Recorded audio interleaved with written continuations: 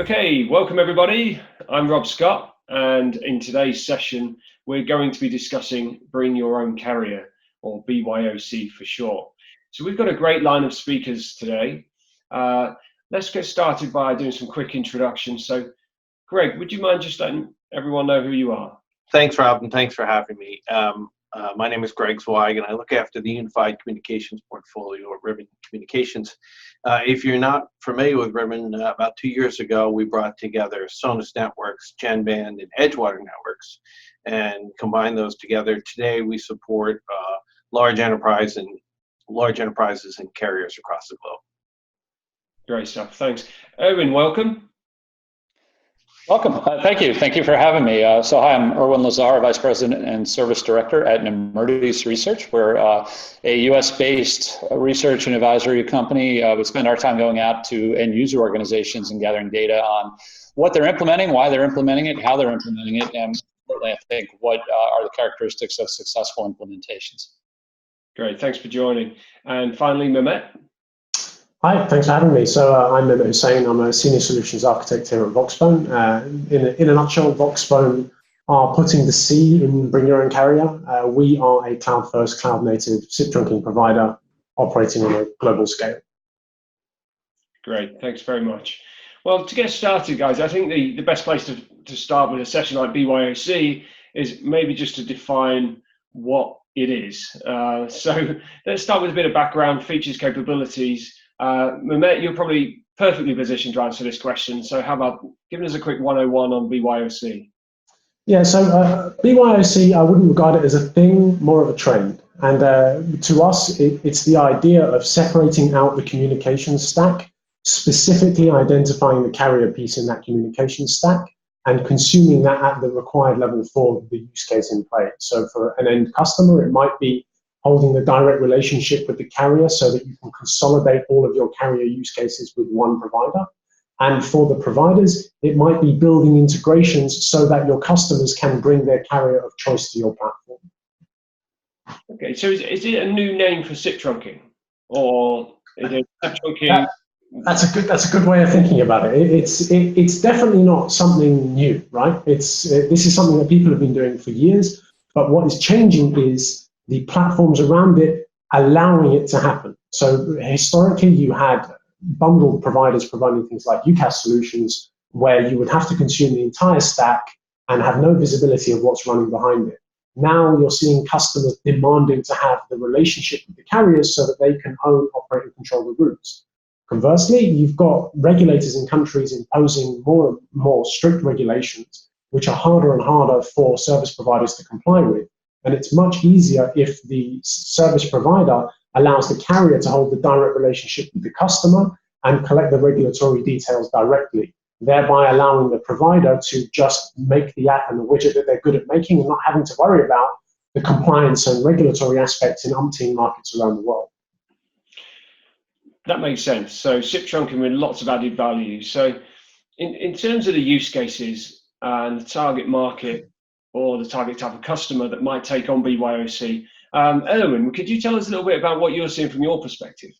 Sure. So we conducted a research study earlier this year, about 645 organizations in North America, Western Europe, and Southeast Asia.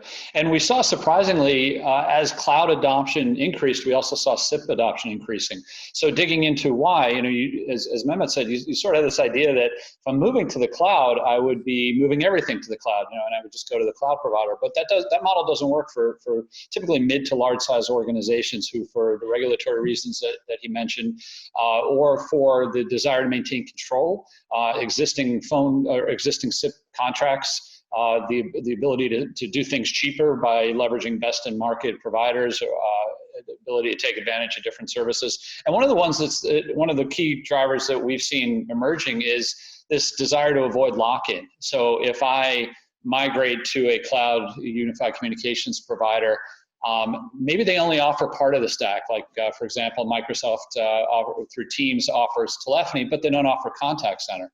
So how do I best make a split cloud environment work? In that case, I likely want to own my own phone numbers, control call routing, and so on.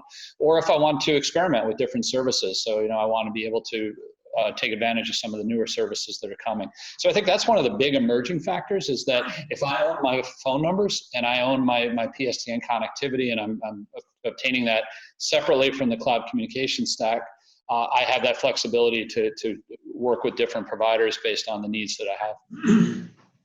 Yeah, so fundamentally it comes down to choice. And those larger organizations that you mentioned have really started to take on UCaaS platforms, haven't they, in the past year or two, and we've seen a continued increase there. So I take it from your perspective, Greg, providing the session border controllers and the solutions that kind of underpin all this kind of technology. Is that what you're seeing? You're seeing larger adoption from or greater adoption from the large businesses? Yeah, well, I think there's a couple things going on. It's kind of to tie back to what Mehmet said a minute ago. So if you kind of look at it historically, right, once upon a time there was no choice but to operate in the BYOC model, in the sense that you went out, you bought a PBX, and then you, by default, you got your telco services from whoever was geographically assigned to your area. Years down the road, we had some choices for things like T1s and things like that, but really, we have a whole systemic change, right, that comes about as a result of IP coming into the equation, and now cloud services coming into the equation, where you can mix and match. And so to some extent, to your point, there's really nothing new about it. But on the other hand, all the pieces weren't there that created this environment. And so certainly, I think we're seeing that, particularly in the larger organizations, where they want a relationship with a single provider, both from a simplistic billing, simplicity of billing. They want to have one throat to choke across all their sites. All of those things, I think, really drive the equation. And Erwin's been very involved in the Teams migrations that are going on. He's been one of the folks who's probably written the most about it. We're seeing certainly that Teams is being a big driver in this environment. We've worked very closely with Microsoft for several years, and been involved in on both the session border control side, on both our carrier business and our enterprise business, and we see a major adoption going on both sides. Customers and the carriers are both very engaged, and Teams is a big disruptor in this marketplace for both price and performance. Now, here's a bit of a side question, but is there motivation, or is there any kind of motivation left over for? Actually, let me start with that question again. I'm going to take this a slight tangent here, but in terms of let's use Microsoft as a great example here. They started with pre-packaged calling plans, and then they really started to push direct routing or direct routing as a way of kind of using that BYOC method for offering that service. So, what do the UCaaS providers actually want? Do they want to sell the calling plans, or would they prefer to offer BYOC? Well, let me take a shot at that, because we do all of the above, right? So we have our own carrier service, Candy, and we started out with that being an exclusively BYOC environment. Because we have, literally have 1,000 service providers as our customers, we didn't want to compete with them. But ironically enough, both our customers and our carriers said to us, hey, we want you to package in dial tone in some instances, because we don't have access to that in a certain region or a certain area. But in other instances, they didn't want it. So I think it's ultimately about choice. And maybe to use a kind of a quirky analogy, what I would say is, you could go out and you can change the oil on your car. And if you own a garage and you have a jack, that's easy to do. But if you live in the city and you park on the street, that's not a very easy task for you. And I think the same sort of thing comes about with this whole BYOC environment. When you take on the role of being systems integrator for dial tone, you're responsible for that. So for some customers, they're big enough, they have the right kind of infrastructure in place that makes sense. For others, that's just a burden. So I think there's no right answer. There's only a right answer for a specific customer and their situation.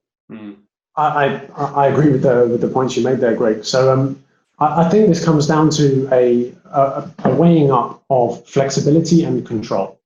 So in general, customers would love to be able to control the carrier sitting behind the thing that they are consuming, but don't really want to have to worry about negotiating the contracts to do with the minutes and dealing with the integrations into many disparate platforms and worrying about all of that. And the reason why I think we're seeing BYOC taking off, even though it's just a rehash of stuff that's already existed for years, are the integrations that sit around it.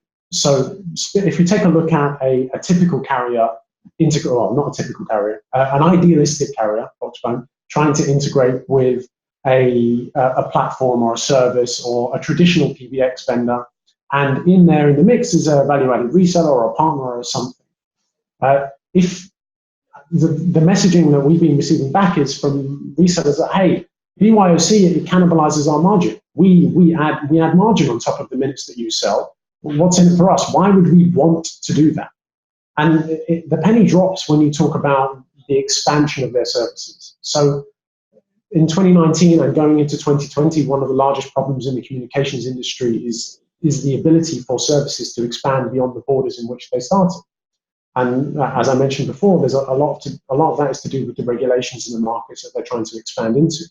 Now, if there is a revenue path for the partner, the reseller, to still collect revenue from the customer and not be negatively impacted by offering BYOC, normally serviced by a kickback from the carrier directly to the partner for referring the customer to the carrier, thereby creating that loop, completing that loop, that removes the reticence on the partner's position from not wanting to offer BYOC. Now they can cleanly break into a new market by saying, if you go with any one of these carriers that we've already pre-built integrations with, you can have access to all of these markets because our widget doesn't fall under the regulations. We can just push it out on this infrastructure and you can consume it.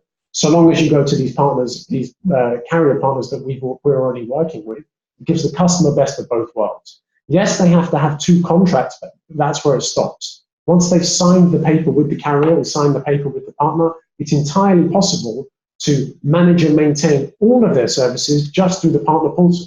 So if you imagine from the partner's perspective, if they build one-time integrations with the carriers to enable the customer to manage, maintain, and procure services with the carrier via the partner's portal, you're making the customer more sticky to the partner. The customer's happier because they are in control of the carrier that they use. They can have one throat to choke and go directly to the carrier for all of the coverage in all of the countries that they have. And as I started with at the beginning of this ramble, it's the ease of integrating this into existing systems that is making it take off. Yeah, I agree. I don't think you can play that down. The regulations attached to provisioning numbers internationally is hugely complex and a conversation that I really struggle with because country by country they're all different, aren't they? And Erwin, is that something you see as a key trigger from your perspective? Yeah, I think just to kind of echo what Mehmet said at the end, which was the ease and I guess reducing complexity. So if you look at this from the from the UCaaS provider perspective, why are so many of them now either supporting BYOC or even encouraging BYOC? It's because they don't have the time, effort, money to go and make themselves regulatory compliant in each of these markets. They'd rather focus on what they do best, and also because it slows the transition. So I've talked to organizations that have, as they go through migrating to a cloud provider, one of the biggest obstacles that they have to overcome is how do I transition phone numbers without disrupting my users? How do I make that switch as painless as possible? If I'm in a large, multi-thousand seat company, it may not be something I can do over a weekend, or depending on how I operate, it may not even be an option. So I think that ease and speed of being able to get those customers on board is what really drives a lot of the interest from the UCaaS providers. And I think, again, the regulatory environments and the fact that the providers may not have relationships in countries that are very strict in terms of the regulations that they require would again serve to slow the adoption down. That's a really good point. Thank you. So let's move on to the next question around being successful with BYOC. There's a lot involved here, potentially, platforms, PBX platforms, legacy platforms, to cloud platforms, gateways, compliance, and everything else. So, Greg, let's start with you. From your perspective, you take care of quite a lot of the end-to-end process here. So, could you talk to us a little bit about where you get involved and what advice you would give organizations looking to be successful? Well, we do kind of have a foot in each camp because we provide, application servers and session border controllers to service providers, and then we have edge devices and ESBCs that we deliver to the enterprise. I think the one really positive thing that we've seen maybe in the last 24 months is the number of choices has really increased. We're finally, we've been talking as an industry about virtualization, but we're really seeing that being driven into everything. So it's easier and easier for a customer to deploy a kind of simple white box type solution and put pieces of software on the edge that support a BYOC environment. They can do things like add LTE backup if that's important to them. They can have local survivability. All of those kinds of things have become choices now. And if you don't want the white box, you can even take things like in the Teams environment, you can actually deliver it as a service out of Azure and actually, provide the quote unquote the edge device actually in the cloud. So I think that we've kind of hit this kind of a watershed point where it's gotten easier and easier to do this. And I know Mehmet didn't talk about it, but I'm sure he would, which is the other thing that's happened is all of these services are now configured from a web page somewhere, right? So even the physical devices are configured from a web page. So really, it doesn't matter where the administrator is. You can give someone with a little bit of skill and the right set of tools, you can give them centralized control over thousands of sites. So they can essentially turn the knobs from wherever they happen to be located. And that's a big, big difference, because just a few years ago, you would have had to roll a truck somewhere to get certain parts of the equation to work. So I think, we're in a good position to execute on this across the industry. Great stuff. Thanks. In terms of, delivering numbers, being successful with numbers and provisioning of SIP trunks and that kind of thing, Mehmet, what advice would you give? You have to look after everybody in the value chain. So the traditional role of a carrier has been selling to somebody who then builds on top of the service that you have and sells that on to your end customer. It's traditionally been difficult to garner direct customers as a carrier. So if you're going to push the BYOC narrative, the value proposition for everybody that you currently deal with and everybody you might want to deal with has to be clear. Because we in the technology industry, we know that it works. We know that actually we're not doing anything brand new. It's just a reorganization of bits that already exist into a more logical and well thought through way. So representing that value chain to the people who are vested in it is crucial for the success. And it goes back to the points that I mentioned in my previous ramble. Thank you. And Erwin, would you like to add anything on there? Yeah, I think I just echo a little bit of what Greg and Mehmet said is that, we're looking at working with organizations and they're thinking about BYOC. One of the interesting points is it becomes, the move to cloud almost becomes an inflection point to go back and re-look at your SIP strategy. So, many organizations, most I would say at this point, that have on-premise PBXs or have transitioned to SIP trunking, especially here in the US. And so, but they've kind of locked those contracts in, and then they just, they don't really ever think to go back, revisit. So the shift to cloud communications, I think, is a good opportunity for organizations to, look at the providers that they're using today, look at some of the emerging providers like Voxbone and others, and see, does it make sense to use, to take advantage of some of their capabilities, and also to look at what are some of the emerging capabilities that are coming out from the BYOC vendors. So Greg mentioned, the ability to administratively interface with your provider. We're seeing a lot of the providers offering APIs now that allow you to, when you onboard an employee, to reach out to that provider and pull a phone number and assign that to them and put that into your directory and so on, to take advantage of APIs that allow for things like messaging integration and calling integration into other applications to support digital transformation, customer engagement type initiatives. So the BYOC market is becoming much more than dial tone. And I think it's worth enterprises to take a look at it. Above and beyond that, I mean, I think the core success correlations are what you would expect. Really ensuring that the providers you're talking about to have global reach, can support the markets that you're working in, have high availability, resiliency, security, and then taking a look at how you connect to them and leveraging. For example, we see a lot of interest in SD-WAN as a technology that correlates with successful cloud deployments, because if you're connecting across public networks to your SIP trunking provider, as well as your UCaaS provider, you want to ensure the reliability of those connections, and again, look for opportunities to save money. Great, thank you. Well, you kind of almost jumped onto the last question, which was, what's coming up. So, Mehmet, have you got anything else to add there? Crystal ball time. What's the future look like for BYOC in your space? I think those of you who know me will know I've always got something to add somewhere. So BYOC trends and predictions. So I think these are going to be driven by trends and predictions for the communications industry.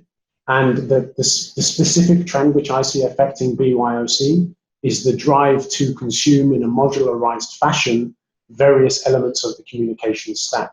And this echoes the wider IT industry, which has gone from providing singular boxes way back when that solved one specific problem for one specific group of people, to a generalized box which solved lots of problems, to a virtualized box which solved problems managed by a managed service provider, to a cloud-based service, your as-a-service-based problem solving, and now you're going full circle down to the microservices in the IT industry. And if you look at the communications industry, it's 3 or 4 years behind. We're just exiting the as-a-service UCaaS, CCaaS phase. You've seen the rise of things like CPaaS coming in, promoting the idea of modularizing the communication stack and building exactly what it is that you need. And I think that's going to continue into 2020 as as development resources increase and they realize that communications is just another thing that developers can program for.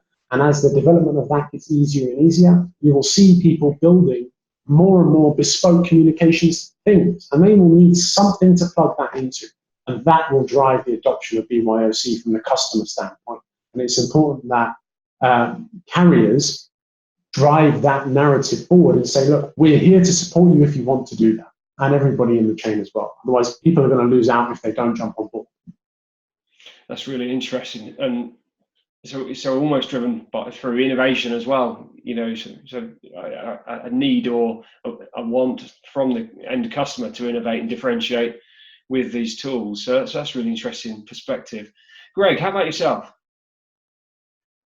Well, I think it's kind of two big drivers. I think price performance continues to be a big part of it.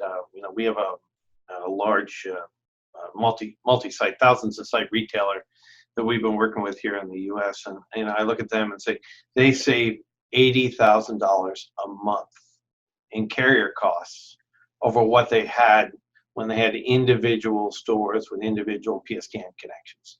So, when you give a CIO almost $1 million a year in return by doing something, nothing changes. As a matter of fact, they probably have better connectivity into those stores than they had before. That's a pretty big motivator to do it and to talk to their friends, and their friends will do it. So I think that trumps all of the sort of technology part of it. For a lot of customers, it's a great value proposition. And then I think the other thing that's really going to drive it is I think what Microsoft is doing with Teams. I think they in particular, because they've really embraced the whole, they call it direct routing, but at the end of the day, it's BYOC.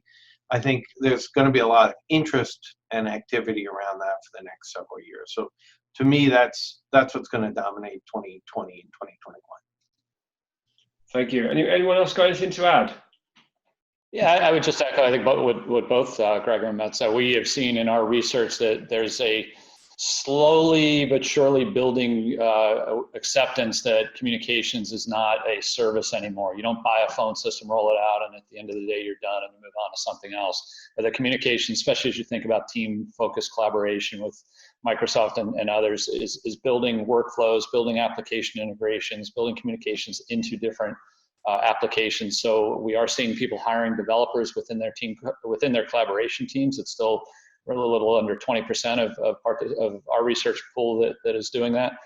But it's changing. I mean, I think when anyone who spent any time at Microsoft Ignite saw that, Microsoft is positioning Teams not as a phone system meeting tool, but as a workflow collaboration platform, and being a platform to take full advantage of the AI capabilities, the analytics capabilities, and so on. You need to think about having development capabilities. So that will, I think, drive interest in going to the carriers, as I mentioned earlier, and looking at what APIs do they offer, what kind of emerging capabilities can they bring to the table beyond voice, so video, messaging, multimedia messaging, RCS, et cetera, mobile integration. I think you'll see a broadening of the capabilities that are being delivered by the BYOC providers over the next couple of years. Yeah, it's an exciting industry, isn't it? And lots happening in this new decade, it looks like.